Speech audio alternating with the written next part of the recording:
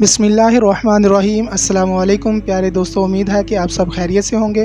پیارے دوستو، اس ویڈیو میں ہم بہت سارے انبیاء علیہ الصلوۃ والسلام کی قبور کی زیارت کریں گے اور ساتھ میں یہ جانیں گے کہ ان کی قبور کہاں اور کون سے علاقے میں واقع ہے۔ پیارے دوستو، آگے بڑھنے سے پہلے میری آپ سے گزارش ہے کہ اگر آپ نے میرے چینل کو سبسکرائب نہیں کیا تو مہربانی فرما کر میرے چینل کو سبسکرائب کر دیں تاکہ ہر آنے والی نئی ویڈیو سے آپ باخبر ہو سکیں۔ پیارے دوستو، یہ ہے حضرت سیدنا آدم علیہ الصلوۃ والسلام کا مزار۔ پیارے دوستو، جب حضرت سیدنا آدم علیہ الصلوۃ والسلام کا انتقال ہوا تو حضرت جبریل علیہ الصلوۃ والسلام نے فرشتوں کو لے کر نماز جنازہ پڑھائی اور مسجد خیف میں دفن کر کے ان کی قبر لوگوں سے پوشیدہ کر دی۔ کہا جاتا ہے کہ ان کی قبر ہندوستان کے قریب سری لنکا میں موجود ہے۔ دوسرا قول یہ بھی ملتا ہے کہ یہ مکہ مکرمہ میں جبل ابی قبیس میں دفن کیے گئے ہیں۔ پیارے دوستو، یہ ہے حضرت شیس علیہ الصلوۃ والسلام کا مزار۔ کچھ مسلمانوں کا خیال ہے کہ شیس علیہ الصلوۃ والسلام کا مزار لبنان کے ایک گاؤں بنام شیس بنی میں واقع ہے، جہاں بعد میں ایک مسجد ان کے نام پر قائم کی گئی تھی۔ پیارے دوستو، 13ویں صدی عیسوی اور بعد میں آنے والے عرب جغرافیہ دانوں کی روایات کے مطابق شیس نبی علیہ الصلوۃ والسلام کا مزار فلسطین کے ایک شہر رملہ کے شمال مشرق میں واقع ایک گاؤں بشیت میں تھا۔ پیارے دوستو، یہ حضرت نوح علیہ الصلوۃ والسلام کا مزار ہے۔ حضرت نوح علیہ الصلوۃ والسلام کا مزار آذربائیجان کے شہر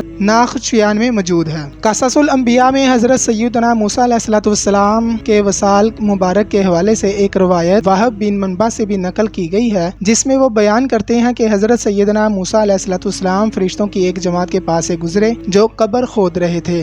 اس سے پہلے ایسی خوبصورت پر رونق اور دلکش قبر حضرت موسیٰ علیہ الصلوۃ والسلام کی نظر سے نہیں گزری تھی۔ حضرت سیدنا موسیٰ علیہ الصلوۃ والسلام نے پوچھا، اے اللہ کے فرشتوں، یہ قبر کس لیے کھود رہے ہو؟ تو وہ کہنے لگے، اللہ تعالیٰ کے ایک نیک بندے کے لیے۔ اگر آپ چاہتے ہیں کہ وہ بندہ آپ ہوں تو آپ خود اس قبر میں داخل ہو جائیں اور لیٹ کر اپنے رب کی طرف متوجہ ہو جائیں اور آہستہ آہستہ سانس لیں۔ حضرت سیدنا موسیٰ علیہ الصلوۃ والسلام نے ایسا ہی کیا اور فوراً آپ کا وصال ہو گیا۔ یوں فرشتوں نے آپ کی نماز جنازہ ادا کر کے آپ علیہ الصلوۃ والسلام کو وہیں پر دفن کر دیا۔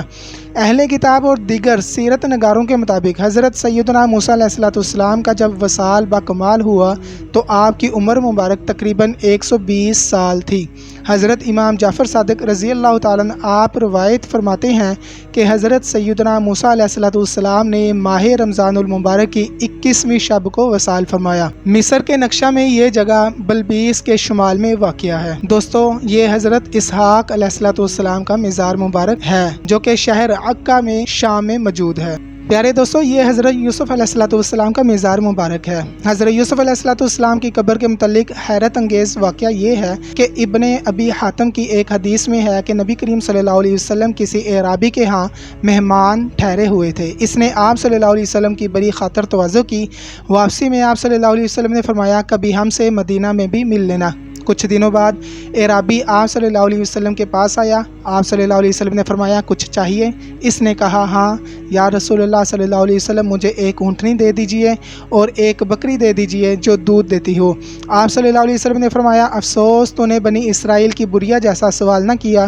صحابہ اکرام رضی اللہ تعالیٰ عنہ نے پوچھا کہ وہ واقعہ کیا ہے؟ آپ صلی اللہ علیہ وسلم نے فرمایا، بنی اسرائیل کو لے کر چلے تو راستہ بھول گئے، 1000 کوشش کی لیکن راہ نہ ملی۔ آپ نے لوگوں کو جمع کر کے پوچھا، یہ کیا اندھیرا ہے؟ تو علماء بنی اسرائیل نے کہا، بات یہ ہے کہ حضرت یوسف علیہ الصلوۃ والسلام نے اپنے آخر وقت میں ہم سے وعدہ لیا تھا کہ جب مصر سے چلیں تو آپ کے تابوت کو بھی یہاں سے اپنے ساتھ لیتے جائیں۔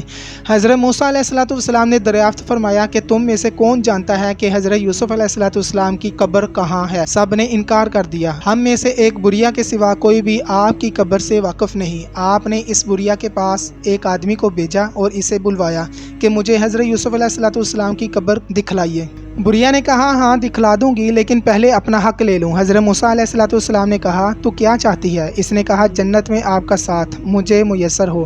آپ علیہ الصلوۃ والسلام پر اس کا یہ سوال بہت بھاری پڑا۔ اس وقت وحی آئی کہ اس کی بات مان لو، اس کی شرط منظور کر لو۔ अब वो आपको एक झील के पास ले गई जिसके पानी का रंग भी मुतग़य्यर हो गया था और कहा इसका पानी निकाल डालो। जब पानी निकाल दिया गया और ज़मीन नज़र आने लगी तो कहा अब यहाँ खोदो। खोदना शुरू हुआ तो कब्र ज़ाहिर हो गई। ताबूत साथ रख लिया। अब चलने लगे तो रास्ता साफ नज़र आने लगा और सीधी राह लग गई।